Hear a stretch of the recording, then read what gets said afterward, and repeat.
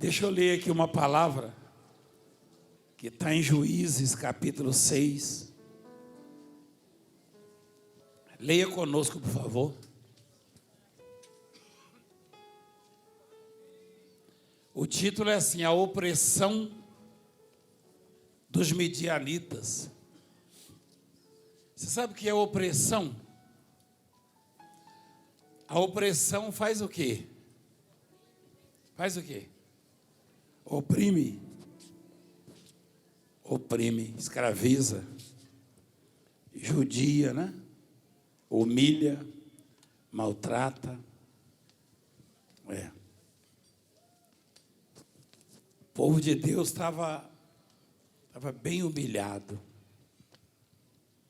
bem oprimido,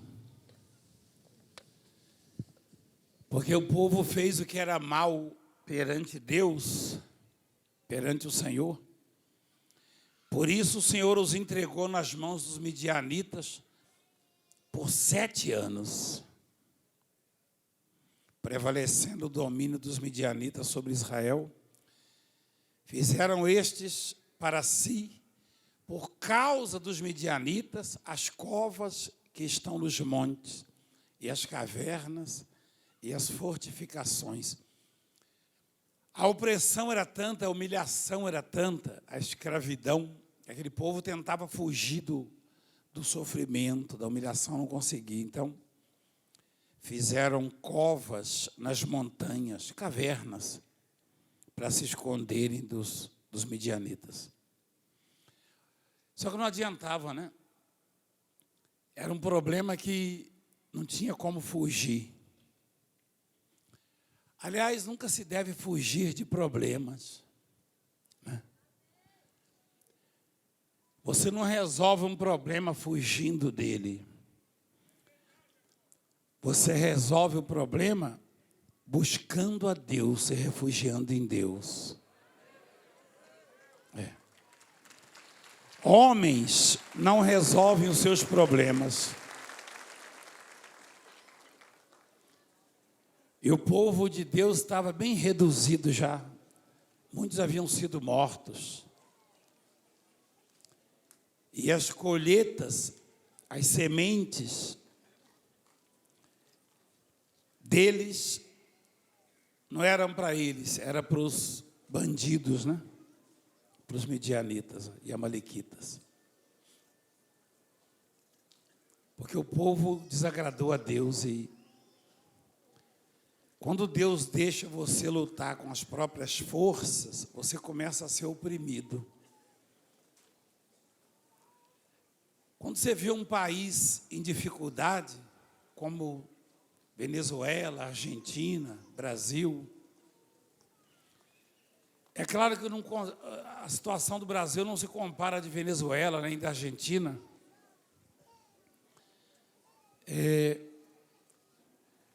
Porque aqui ainda existe a oração incessante de algumas igrejas. E os midianitas, então, oprimiam os crentes do Senhor. Porque os crentes desagradaram a Deus. E lá na frente, um jovem chamado Gideão, então veio o anjo do Senhor e assentou-se debaixo do carvalho, ou seja, uma árvore, que está em Ofra, que pertencia a Joás. E Gideão, seu filho, estava malhando trigo no lagar, para o pôr a salvo dos midianitas. Esse lagar não é um lugar, não. Lagar é uma vasilha grande, é como um poço feito de pedras, né? Então o anjo do Senhor lhe apareceu e lhe disse: o Senhor é contigo, homem valente.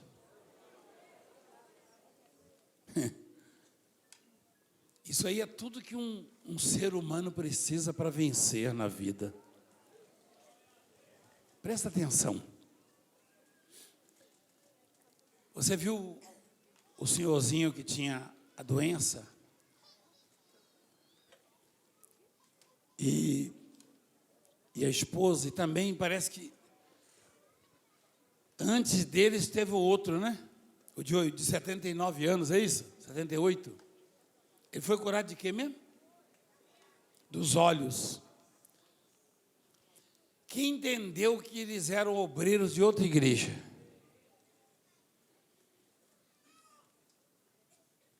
O obreiro, quer dizer, o crente ele nunca pode falar mal dos outros, ele não pode odiar ninguém. Mas o obreiro menos ainda, porque o obreiro é para fazer a obra, é para resgatar. O obreiro tem que estender a mão até para quem odeia ele. E como é que pode um obreiro não gostar de quem prega a palavra? Não é estranho isso? É muito estranho. Você pode dizer o que você quiser de mim, mas o que é estranho é, você pode pensar o que você quiser.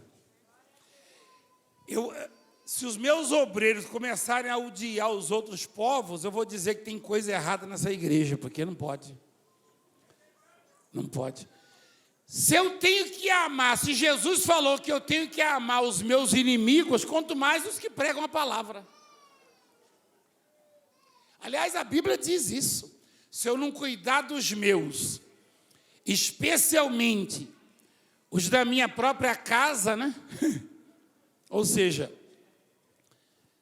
os da obra, os domésticos da fé. Eu estou negando a fé e sou pior do que o incrédulo, do que o descrente. Mas deixa para lá essa parte, né? É só para você ter uma ideia de como as igrejas estão precisando realmente mudar, né? Muitos dos problemas que o mundo atravessa é culpa nossa, que pregamos a palavra. Você sabia? Como é que eu posso aceitar um obreiro nessa obra que o obreiro chega para mim, eu odeio tal pregador. Eu falo, então você vai ter que se libertar, meu filho. É bom você...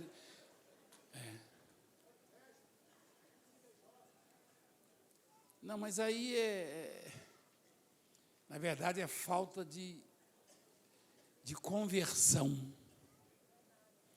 Quem tem um Espírito Santo não consegue odiar ninguém. Quem sabia disso? Quem sabia? Não consegue. Você pode querer odiar, você não consegue. Não consegue. Mas o Gideão estava lá, malhando o trigo. Olha lá.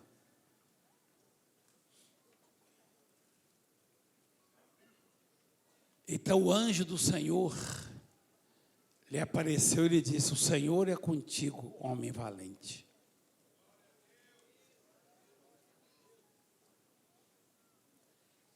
A vida inteira a gente fica buscando auxílio nas pessoas. Quem concorda comigo? Qualquer situação adversa, a gente começa a indagar pessoas. Você não conhece ninguém que tenha isso, que faz aquilo outro, né?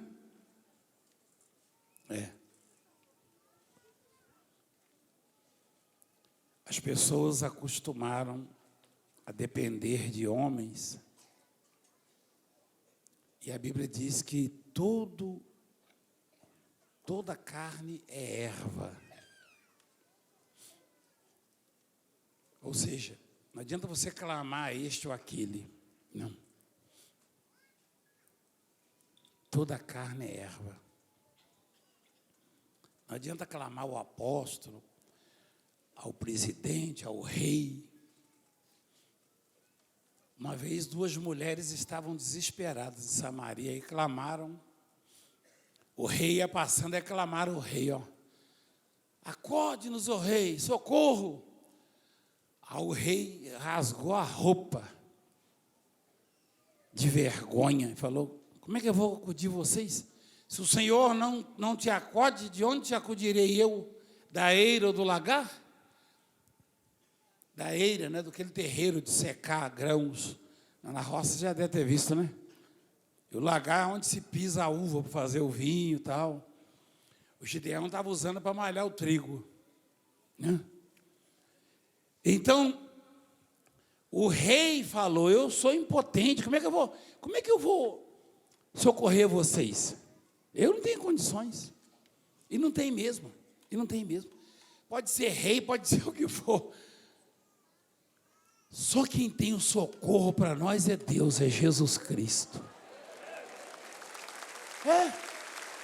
O mundo não gosta muito de mim por causa desse ensinamento, mas é um ensinamento. É mais fácil para as autoridades ensinar o povo a depender deles. Em algumas regiões do país, mais ainda. Porque o povo fica olhando para o homem como se fosse o salvador da pátria, não salva nem a ele próprio. Como é que vai salvar as pessoas? Não. A palavra é essa aí, ó. O segredo é esse. A receita é essa. O anjo olhou para o Gideãozinho lá, o jovenzinho humilhado, o jovenzinho maltratado, oprimido. A palavra é opressão, você viu lá, né? Oprimido. Debaixo da árvore, o anjo olhou para ele e falou: o quê? O Senhor é contigo. Quando alguém disser para você isso, o Senhor é contigo, então pode glorificar, então pode agradecer, pode comemorar, porque é tudo que você precisa. Eu já vivi maus momentos, você sabe disso. Só que ninguém está na pele de ninguém, né? E já teve fases de eu ficar assim bem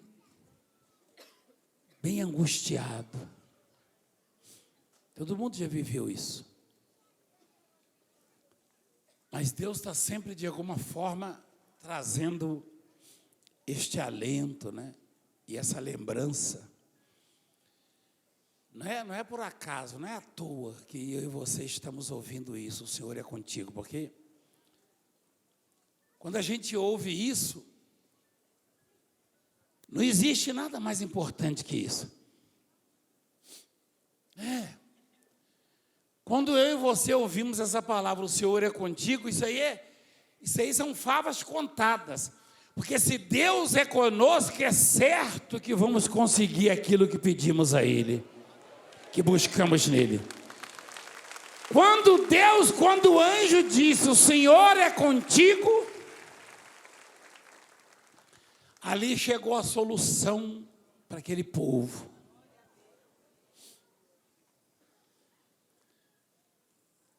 Tem momentos, eu vi a mãe falando do filhinho que tinha leucemia, né?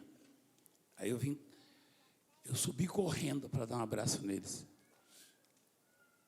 Porque imagina a força que uma mãe, um pai tem que ter quando ouve: o seu filho está com leucemia, está com os dias contados. Se a pessoa não sabe que Deus é com ela fica desesperada, ela fica apavorada. Quando alguém se suicida, é porque não sabe disso. Se você sabe que Deus é contigo, então, por mais que seja difícil, você não tem que se desesperar. Ele é contigo? Então, no momento certo, Ele vai dar um basta na sua dor, no seu sofrimento. Se Ele é contigo no momento certo, Ele vai mudar a sua história, igreja. Era tudo que o Gideão precisava ouvir. O jovenzinho estava muito angustiado, muito revoltado, aflito. A coisa estava tão difícil, né, que ele foi escolhido porque ele era uma espécie de Zé Ninguém, sabe?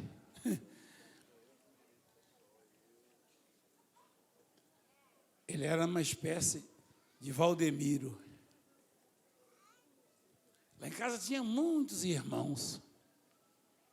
Minha mãe olhava assim, lá para as 18, olhava. Você. Pega o balde, aliás, pega 2 baldes. Se você for com um só, você vai atrapalhar a coluna. Falava, para equilibrar tem que ser os 2. Vai lá na mina buscar água. Mas por que eu? Porque você não presta para nada, ela falava. Falava.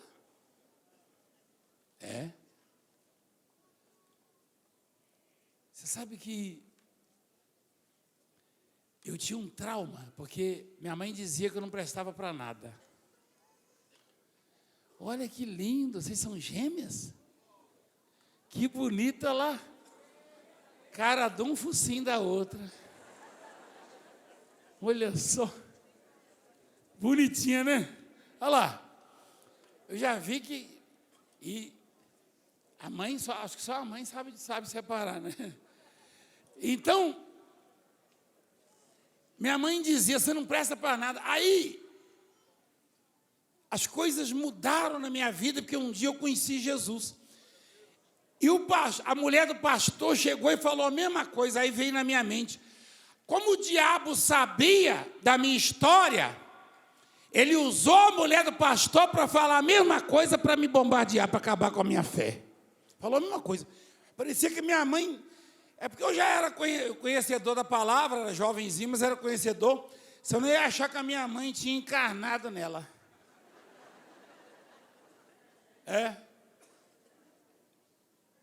A missionária olhou para mim e disse, você não vale nada. Você não vai ser pastor nunca. Falei, meu Deus, está aí o espírito da Rosa, da Rosalina. Mas aí é o seguinte, Gideão não só ouvia isso, Gideão era tratado desse jeito, porque a família dele era a mais miserável que tinha. Tinha muitas famílias, milhares de famílias naquela cidade, naquela província. E algumas eram famílias conhecidas, tá? Tradicionais. Aquele moço, aquele menino, aquele jovem, ele era o mais insignificante de uma família que era a mais pobre, a mais desprezível ali. Não por ser pobre, né? Mas porque era mesmo, ele não tinha nada, ele não tinha onde cair morto. E a família escolhe ele, o pai, fala, vai lá malhar o trigo em tal lugar, bem escondido dos medianitas, vê se traz alguma coisa, né? Vê se traz alguma farinha. A gente comeu um pãozinho aí, porque se eles tomarem dessa vez vai ser difícil. E Deus olhou e viu um jovem, que era o menor da casa dele, viu a situação e falou para um anjo, Deus escolheu um anjo, ó, vai lá. O anjo sentou lá debaixo do carvalho e ficou olhando para ele.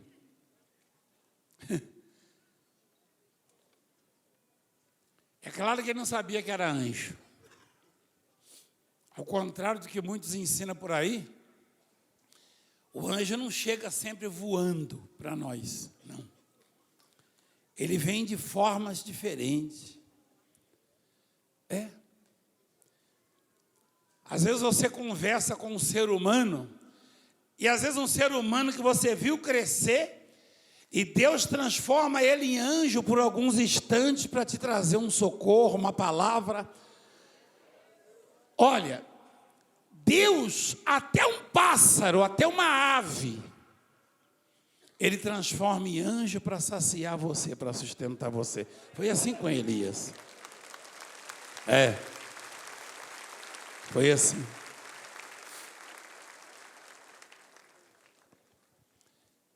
Então o anjo falou, o Senhor é contigo. Imagina você quebrado na emenda, né? Desesperado e ouve isso.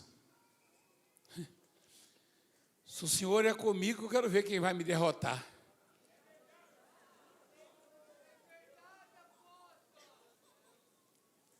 Esse pessoal que ensinou muita gente a me odiar, já falou várias vezes comigo. Eu já ouvi as seguintes palavras, ó, nós vamos acabar com você. Aí eu ia para o monte e Deus falava, eu sou contigo. Aí eu descia do monte e falava, bem-vindo à selva. É desse jeito. Se Deus é contigo, igreja, nem o inferno inteiro pode com você. Ninguém pode com você, ninguém. Se Deus é contigo. Eu sei que Ele é. Não tem ninguém capaz de vencer se Deus é contigo. Pode ter certeza disso, igreja. Eu sou prova disso, igreja. Eu cheguei numa fase da minha vida com a responsabilidade dessa obra, sem amigos, sem dinheiro, sem lugar para morar com a minha família, e só ouvindo humilhações. E muitos dos que estavam conosco ainda se foram. Eu entendi a fraqueza deles. Alguns diziam, está difícil. Mas Deus nunca deixou de falar comigo, igreja. Nunca. Nunca deixou. Eu nunca fui ninguém, eu nunca tive nada para dar para ele. Mas o Gideão também não tinha onde cair morto. Sabe, igreja, eu fico pensando no tamanho do amor de Deus. As grandes autoridades, os grandes personagens, os grandes da terra não falam com qualquer um. Deus fala muito com aqueles que não têm nada para oferecer. Jesus parou para o mendigo, lembra? Como é que Deus vai pegar um anjo? Um anjo é muito importante, igreja. Igreja, pensa na importância, no valor que tem um anjo de Deus. Pensa, um representante de Deus.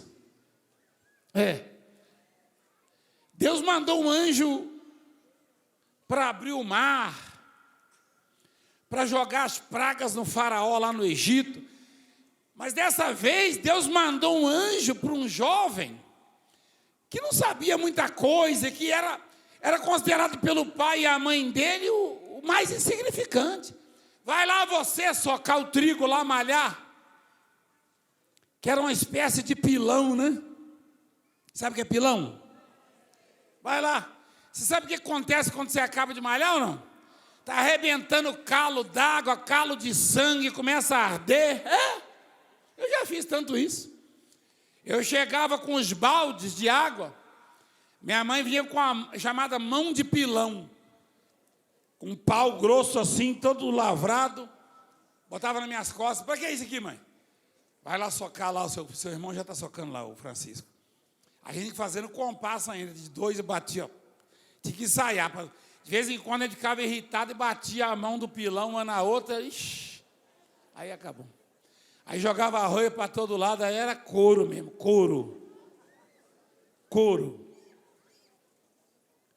Então, Deus mandou um anjo, ó.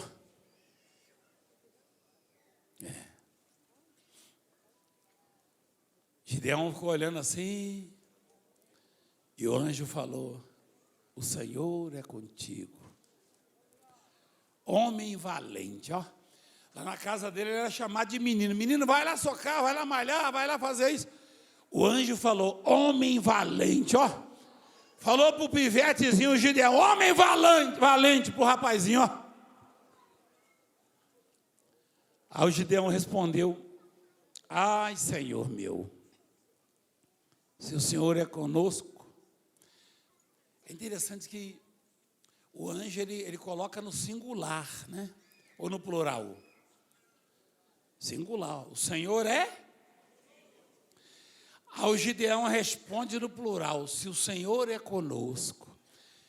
Isso aí sugere o seguinte, não adianta o Senhor ser só comigo, o Senhor tem que ser com o meu povo também. Que coisa linda, né? Ele era especial, aquele jovem, ele era diferente. E quando as pessoas são diferentes, mesmo sendo pequenas, desprovidas de recursos, mas o sentimento é diferente, é certo que o anjo a visita. Ele era diferente, aquele jovem.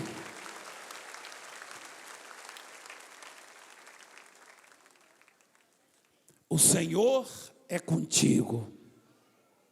E ele disse: se o Senhor é conosco. O anjo ficou olhando, né? De rabo de olho, por aí. O anjo, agora o anjo começou a entender. Agora eu sei porque que o pai me mandou para socorrer ele. Porque esse rapaz é diferente, velho. Eu vim trazer a notícia de que Deus é com ele. E ele já estendeu para os dele. Não só a família. Ele se lembrou da humilhação que o povo dele estava passando. Ele falou: se o Senhor é conosco, por que nos sobrevém tudo isso? E que efeito de todas as suas maravilhas que nossos pais nos contaram, dizendo: não nos fez o Senhor subir do Egito? Porém agora o Senhor nos desamparou e nos entregou nas mãos dos midianitas. Então se virou o Senhor. Eita Deus, olha só. Quem é que estava falando com Gideão até aquele momento? E quem é que fala agora?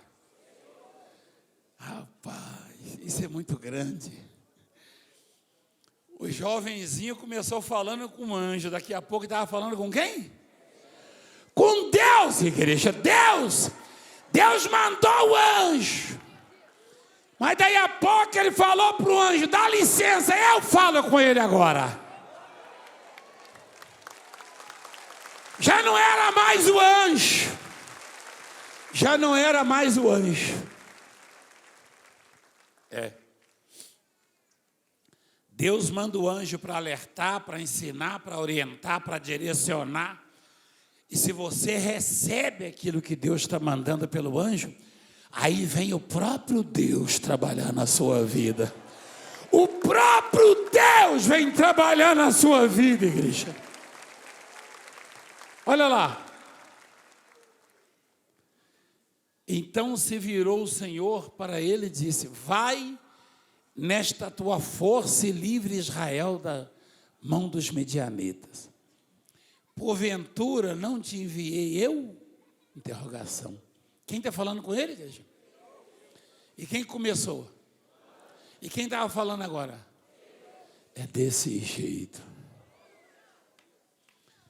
Quando Gideão percebeu que era Deus, ele falou: ai, Senhor meu, com que livrarei Israel?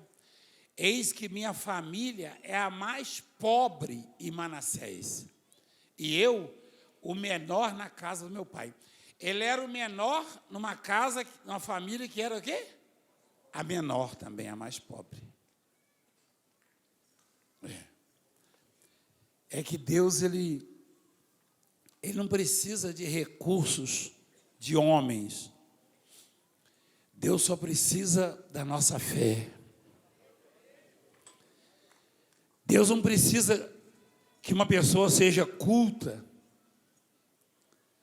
inteligente para mudar a história. Só precisa que ela acredite. Se ela acredita, ele muda a história dela. E ninguém impede. Não há na terra alguém para impedir. Não há. Eu provo isso para você. Não há. Não há. Então, Gideão estava realizando um sonho. Ele falou: mas como é que eu vou livrar? A minha família é a menor, e eu sou o menor na minha casa.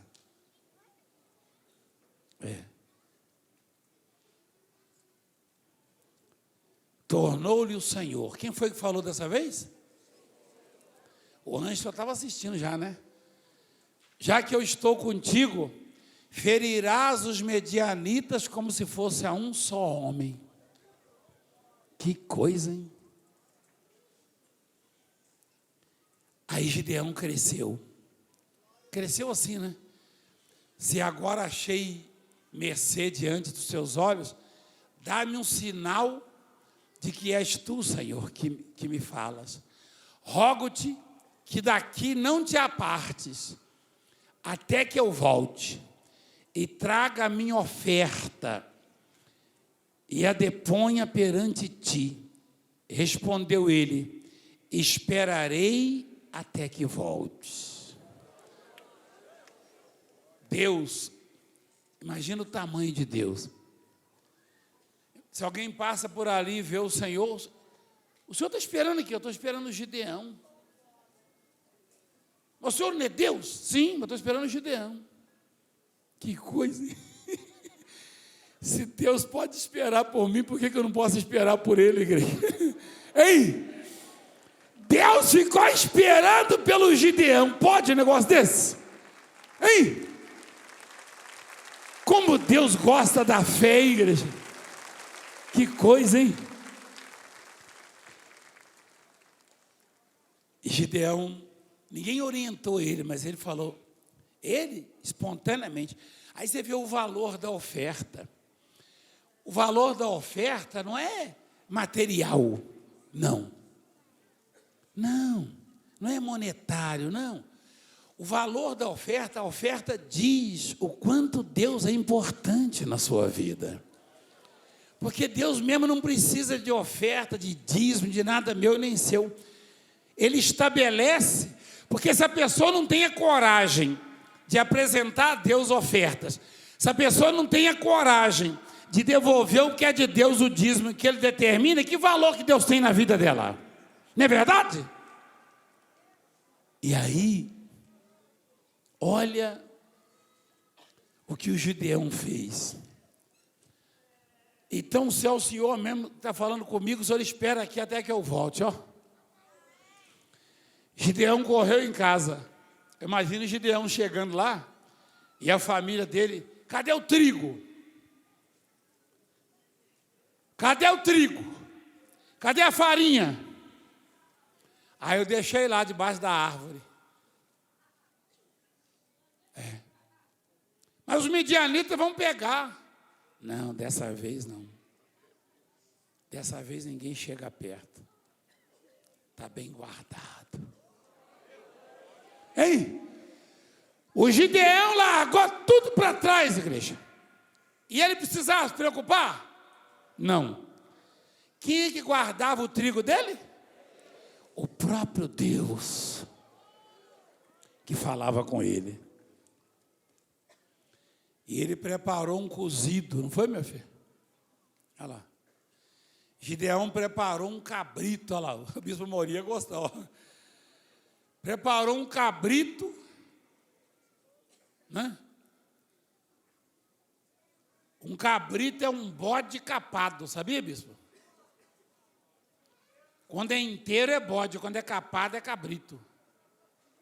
O Gideão foi e preparou um cabrito, igreja.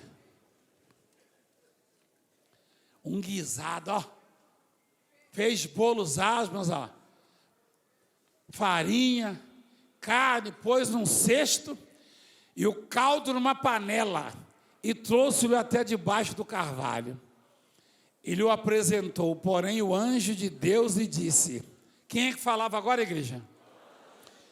Toma a carne e os bolos asmos, põe por cima o caldo, e assim o fez. E estendeu o anjo do Senhor a ponta do cajado que trazia na mão e tocou a carne e os bolos asmos. Então subiu fogo da penha. O que é penha? Pedra. E consumiu a carne e os bolos. O anjo do Senhor desapareceu de sua presença. Viu Gideão que era o anjo do Senhor e disse, ai de mim, Senhor Deus, pois vi o anjo do Senhor face a face. Porém, o Senhor, quem que fala agora, igreja? Lhe disse, Pai, seja, não. Vamos ver se você consegue entender. O anjo tocou a carne e o fogo consumiu. O que o anjo fez? Hã? que o anjo fez?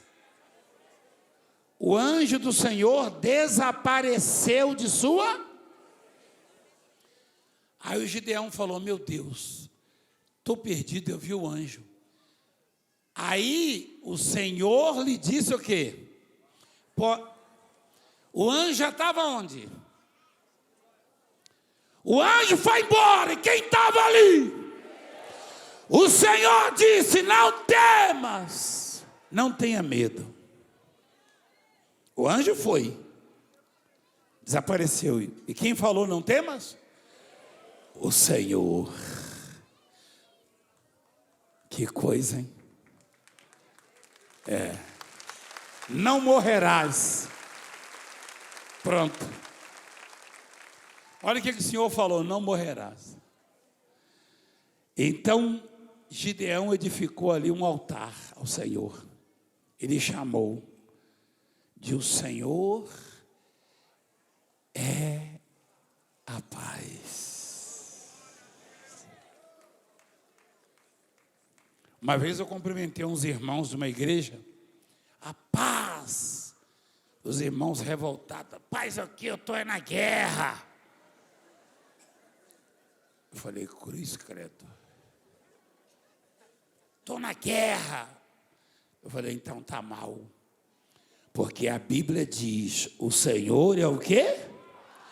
O Senhor é o quê? O Senhor é a paz. Olha lá. Se você não aceita a paz, você não aceita o Senhor. O Senhor é a paz. Então, a paz do Senhor para você. Porque o Senhor é a paz. Está escrito isso na sua Bíblia?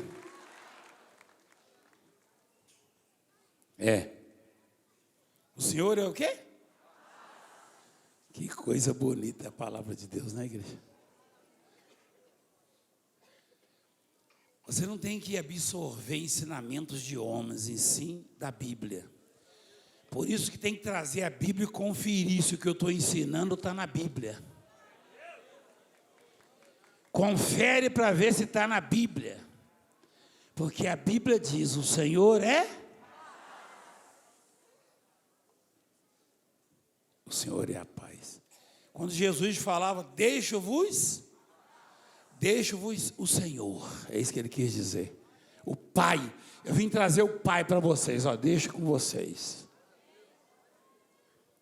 Então, a história, o desfecho, é que Gideão escolhe, começa a alistar todo o exército, a fazer o alistamento. E a princípio ele escolheu 32 mil, Deus falou: não, tem homem demais aí. Pode reduzir. Eu não quero que Israel diga que foi pela sua própria força que venceu. Eu não tenho problemas de dar vitória para o meu povo, eu só quero que reconheçam que fui eu que dei. É isso que Deus está dizendo. Ei, o que eu quero é a vitória, e que venha do Senhor, só Ele tem. A vitória é dele. E aí, tem homens demais. E foram dispensados, acho que 22 mil, não é isso, meu filho? Ficaram só 10 mil, né?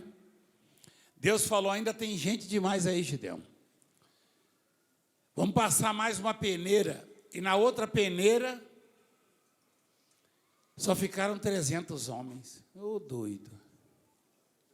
Se eu tivesse no lugar de Gideão, eu ia ficar meio cabreiro. Hein? Os midianistas eram milhares e milhares.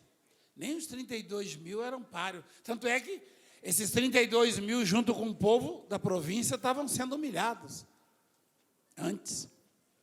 Mas o Gideão fez mais uma peneira, levou-os para beber água. E estavam tudo com sede, Uma parte deles, 9.700, Olha lá. Abaixaram na fonte e começaram o quê?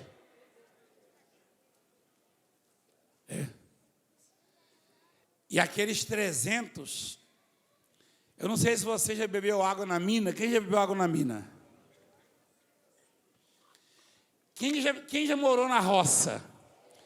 Quem que estava com muita sede, viu um riachozinho, uma mina, e enfiou até a cabeça para beber água? Esse modo é errado de beber água. Porque se vier uma onça, você não vê? Se vier um lobo, você não vê? Se vier uma sucuri, você não vê? E Deus reprovou aqueles que fizeram isso. Dentre esses 10.300, bebiam assim, ó. Aqui, ó. Ó. Você também já deve ter bebido água assim. Quando você via que não oferecia perigo, você se jogava. Quando você via assim, ó, tinha uma caixa de maribondo pendurada ali. Hein? Tinha abelha voando de lá de cá. E tinha notícia lá dos vizinhos de que ali tinha muita onça. Aí você...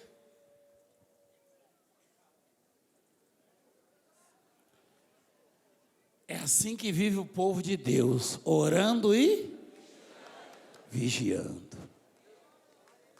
Soldados aprovados, ó. 300 só.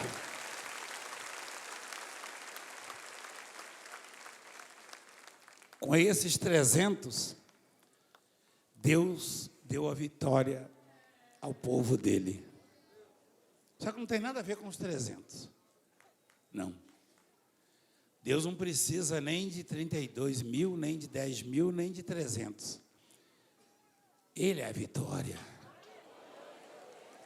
O Senhor é a vitória.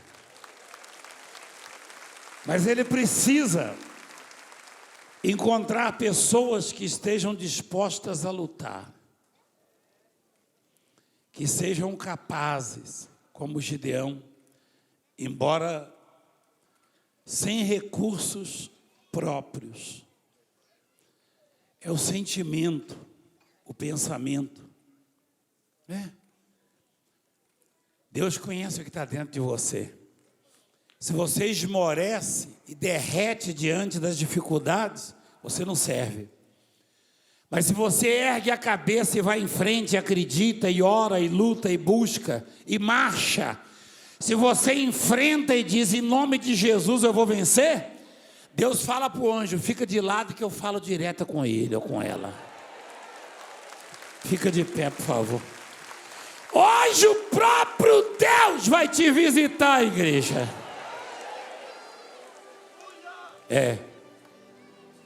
Próprio Deus.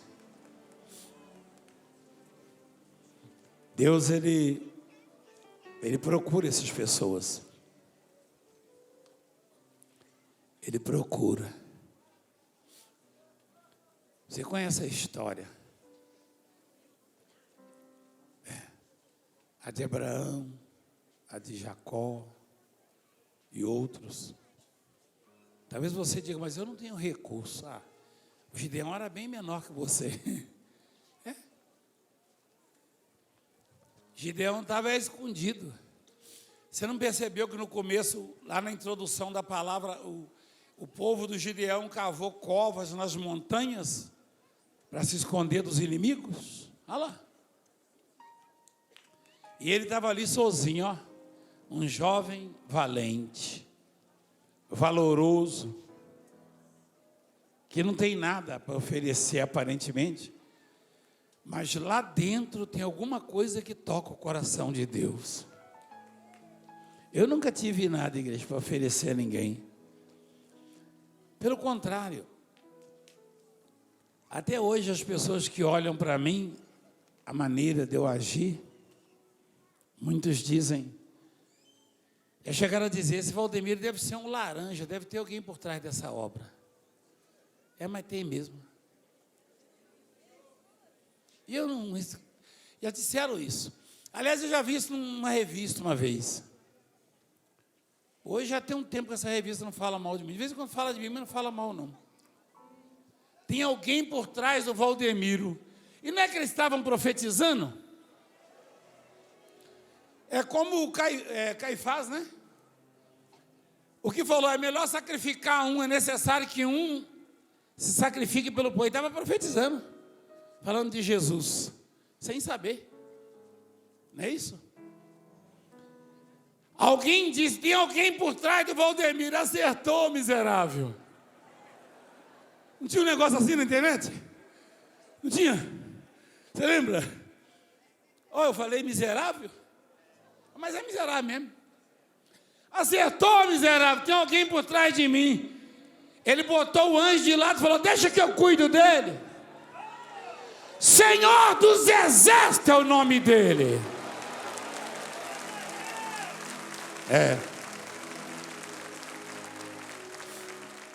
Fecha os olhos. Pai, bendito é o seu nome.